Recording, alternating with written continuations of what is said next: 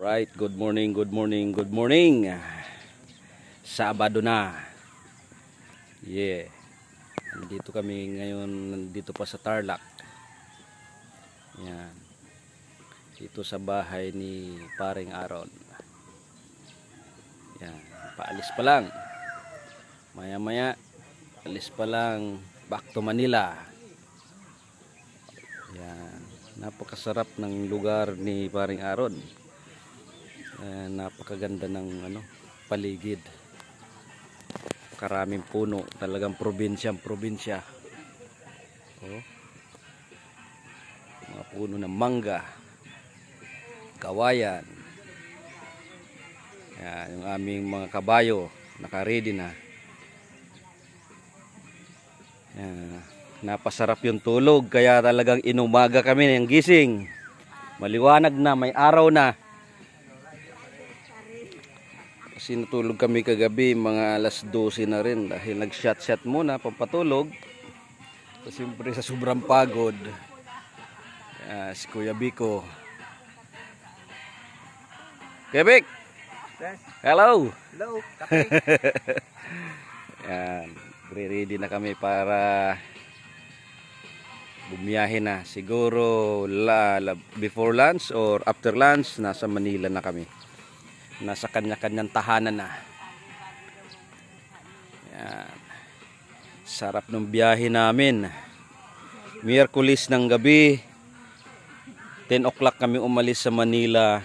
Dumating kami sa Zambales, San Marcelino, Zambales ng 6 o'clock ng umaga ng Huwebes.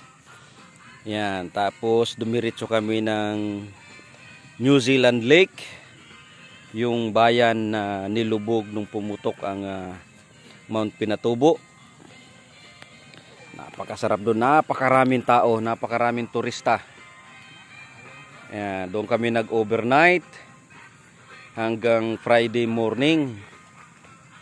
Ayan, Friday morning 7 o'clock biyahe na naman kami patungo ng Dasol Beach. Dasol Beach doon sa Pangasinan. Yan, dumating kami ng 11 o'clock doon. Siyempre, luto muna, pagkaluto kain. Yan, tapos pagkakain, lublob na, mga mahigit 1 oras, lublob na kami sa dagat. Nang magsawa, ayun, biyahe na naman kami. 4 o'clock.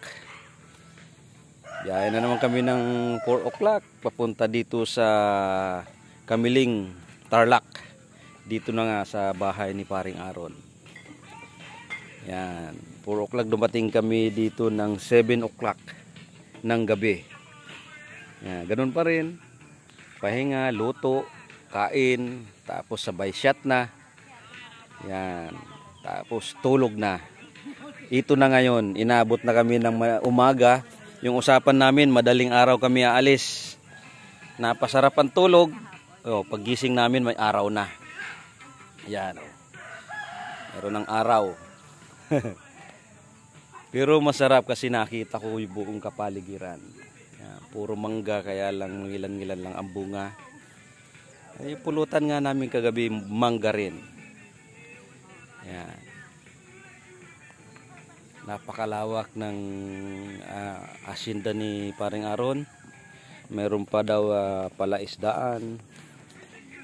Inaano nga na tanghali na kami umalis para manguha ng isda, hito, tsaka tilapia. Yan. Pero hindi na, kailangan namin umuwi na ng umaga. Meron din sa mga alagang pato. Doon sa dulo, doon. Yan. Yan ang bahay ni Paring Aaron. Yun. At yun naman yung isang ginagawa, yung aming tinulugan. Yun. Yan, doon kami natulog. Ang sarap ng araw, ng gabi dito at malamig. Yan. Siyempre, maraming salamat sa family ni Paring Aaron at napakainit ng pagtanggap sa amin. Talaga namang inisikaso kami, inalagaan. Si Paring Aaron, siya po ang pangulo ng Tagamasid Riders Club, na club na aking madalas samahan sa pagra-rides. Yan. Kaya lang, 3 lang kaming nagmotor, gawa ng hati-hati kami. Yung 4, bumiyahe ng Leyte dahil yung isa doon ay may kamag-anak na dinaluhan, nakaburol. Tapos yung 3 naman pumunta ng Kamay ni Jesus sa Laguna. Kaya nahati-hati yung grupo namin. Siyempre dito, first time kong makarating, kaya dito ako sumama. Talaga yung biyahe namin parang North Loop, balikan.